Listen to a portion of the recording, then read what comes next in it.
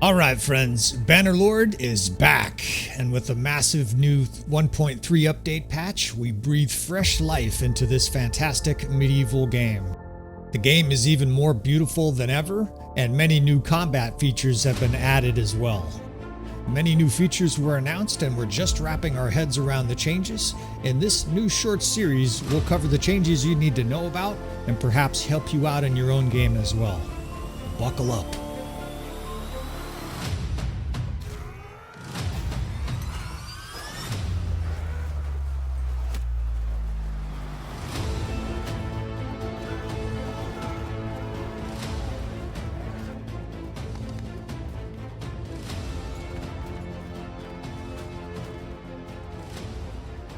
Alright friends, welcome back again to another episode of Tactical Enlightenment. Our YouTube channel is dedicated to all things Bannerlord related, and we're going to continue on focusing on new tactics and new developments within this new update patch. This patch 1.3, what kind of changes are made to the combat AI? How does it play out, right? And we're also going to focus on dividing units with the new interface. I'm going to teach you how to divide sergeants from pikemen, from volunteers, etc. Now in this example here, we're going to try something very audacious. At least on the surface, we're outnumbered by 50%, and we're against Imperials here where they have the elite Imperial Cataphract. In other words, it's a very heavy cavalry army. With the update, supposedly there are vast improvements to cavalry. That said, I think if we design our army correctly here, we can dispatch these boys heartily. Now I'm going to do this, you do not need to do this, but this setup here can be designed by anybody simply by following along and pausing as you need to. And then once the combat starts, you don't actually have to do that much. I'm just going to do a lot here in order to try to win this battle. Ordinarily 50% is not a battle you're going to win, right? Outnumbered by 50%.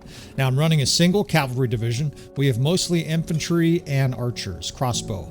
We are playing the Valandians. Now I have 5 infantry divisions, and I'm not normally going to do that, but I'm doing that for this episode for one simple reason. I want to show you guys how to use this interface. You'll notice all the unit groups are now to the side and no longer at the top. I'm not sure if that is customizable.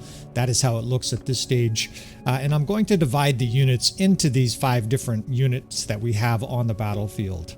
We have the Volunteers you get by selecting throwing. You have the pikemen you get by selecting higher tier, and you guys can mirror all this, and then when you zoom in, of course, you will see how it looks. In the first division, we selected highest weapon tier, or highest unit preference rather, and shields, and that yields a division almost entirely of sergeants. The third division, by selecting throwing weapons, you get Volunteers because they're the only Valandian with the throwing weapon. 6th division, we selected highest level with no throwing weapon, and you get the pikemen. That'll be useful because we'll be able to put them out in front of our crossbow to destroy cavalry. Meanwhile, the 7th and 8th division, we both use lower tier preference, and the difference is on the 8th division, we add a shield to it, making that full division Valandian swordsmen. And that's it. We have now divided our army into 5 virtually unique groups, and we will use them uniquely in this battlefield to crush the enemy. Now we have 40 cavalry. It's not very much, and any time that you don't have a cavalry advantage, you want to use them defensively. My preference is a ring. We're actually going to protect our shock troops. This 3rd division of Volunteers will put the sergeants towards the front in a square. The Volunteers are behind them in a spread formation. That way they're less likely to get hit with arrows. Also, the ring of cavalry protects those fellas. The 8th division also in a square, and we will position crossbow behind them. I'll show you what this looks like. We have 2 different divisions of crossbow. I do that in case one of them gets mauled by infantry or cavalry. The other one can be in a different location shooting. Now we have the pikemen also spread. They tend to spear brace, right? They'll stick their big long pike out there and spear cavalry better that way. And I have the crossbow back here also in spread. See, the 4th division is a bigger crossbow division. We can put these guys kind of right behind the pikemen. And the benefit of that, of course, is the pikemen essentially prevent a lot of the cavalry from getting in there at high speed and killing that crossbow. Meanwhile, the 7th division back here is kind of our lower level shock troops, and they're sort of intermixed here with the sharpshooters and other crossbow. That gives them sort of a buddy as the enemy's attacking those sharpshooters. They've got a billman wailing away with his weapon at any cavalryman there. 6th Division here again, the pikes, and we'll do a little bit of slow-mo as the enemy comes in here again. The challenge is formidable. We're outnumbered 50%, and it's going to be tons of heavy cavalry. However, I think this is precisely the kind of army that can defeat this kind of a force. Now, only with tactics and only with this kind of positioning. If you tried other things, of course, we're using the custom battle menu here, you would probably not have success. Now, this 3rd Division, I want them to hold fire. And you're probably like, what do you mean hold fire? They don't have arrows. Well, they have these little tiny pathetic throwing axes. I mention this all the time. When you charge with these guys, if they have axes, they'll try to throw them instead of swinging their volch. You don't want them to do that. So you tell them to hold fire. It's essentially I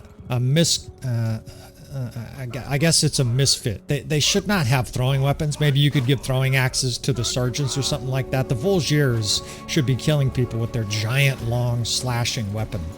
All right, so the enemy's coming in with horse archers, but our sharpshooters have the medicine for what ails them, right? Hiding behind our ring here, you can see I'll hold my shield up here at the edge of it as well. The enemy horse archers have no chance in this circumstance. Crossbow already set in place, gunning them down. And it's going to be interesting because they did say that archers fire more accurately, which is a bit disconcerting. And over the course of these episodes, different episodes covering combat with the new patch, I'll talk about that. And I'll talk about sort of the meta, how you want to use your army and what's the best in Bannerlord. I can tell you right away that the AI does not seem to be making radical improvements. Sending in their horse archers to die while the rest of the army is 2 football fields away is not exactly brilliant tactics. Now, these squares here are essentially just to distract, draw attention from enemy cavalry charges, and bottle them up. That's one of the biggest keys to enemy cavalry. If they're not moving fast, they won't do that well. Meanwhile, I have these 2 different shock troop divisions, the 7th and the 3rd. As soon as these cav lines essentially reach our defensive lines, we will attack with those divisions. Now look at the pikes right in front of our sharpshooters. This is pike and shot. This is a classic military tactic.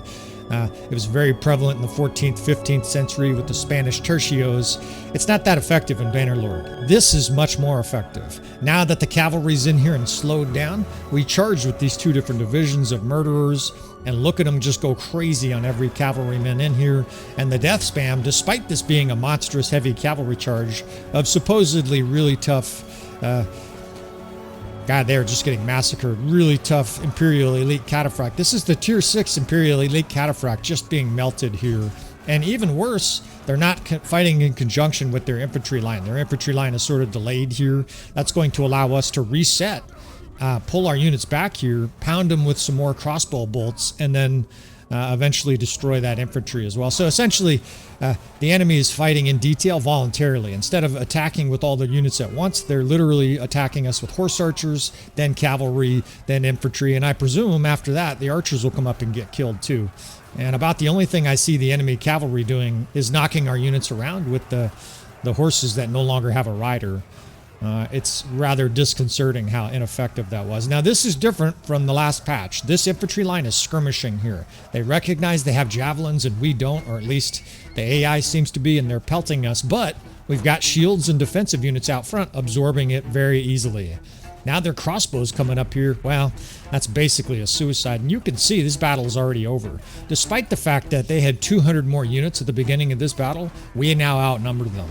That doesn't mean we're just going to rip out all tactics and throw them away, but most of our crossbow is out of ammo.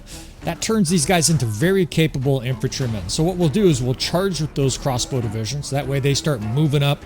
The guys that can still shoot will shoot. The guys that can't will run up with their giant barn door pavise shield, and they can join the melee slaughter. The enemy is in a bad way here. They're kind of, it's almost like their body language. They know that they're fucked here. They're recoiling, they're retreating. I'm going to drag a cavalry division here, and we're just going to plow all of our infantry and sharpshooters right through this quivering mass of pathetic Imperials.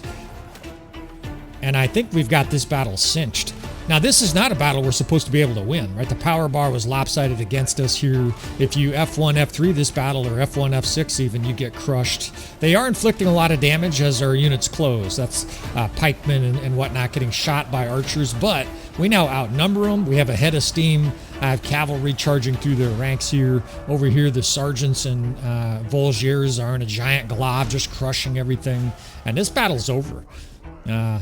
So I guess let's do some conclusions here. The last 60 seconds of this episode. Number 1, archers, crossbow, still king, unquestionably. Number 2, unfortunately, and I have to say this, right? I can only sugarcoat it so much here as we find I got a kick this guy a couple times for our men to kill. Cavalry are still very weak in Bannerlord.